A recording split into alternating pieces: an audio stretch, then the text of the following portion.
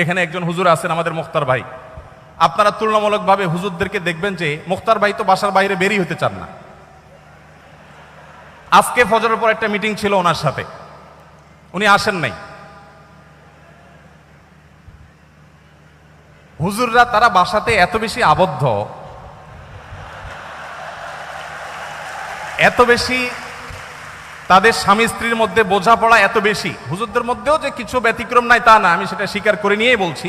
তুলনামূলকভাবে যারা আছে, ভাইকে রশি দিয়ে টেনে বাসা থেকে বের করা যায় না। শুধুমাত্র ভাই কেন, এ রোগের রোগী আমি নিজেও, আমরা সবাই কম বেশি।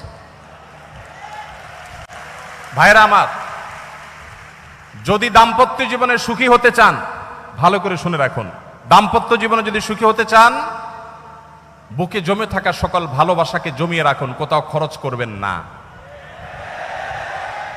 রাস্তাঘাটে, পার্কে, ক্লাসরুমে, অজায়গায় কুজায়গায় ভালোবাসা সব খরচ করে বিয়ের পরে যখন ভালোবাসা বিনিময় করার দরকার হবে তখন দেখবেন পুঁজিতে টান পড়েছে, তখন দেখবেন পুঁজি আর পাওয়া যাচ্ছে না। ঠিক ঠিক না বলে হারাম রিলেশনকে না বলতে শিখুন। সৎসাহস আছে তো ইনশাআল্লাহ? কোন কোন যুবক হারাম রিলেশন থেকে বেরিয়ে আসার প্রতিজ্ঞা করবেন? হাত তুলে দেখানোর সৎসাহস আছে? তার মানে সবারই হারাম রিলেশন আছে অলমোস্ট। আল্লাহ তাআলা আমাদের সবার যৌবনকে সকল কালিমা থেকে হেফাজত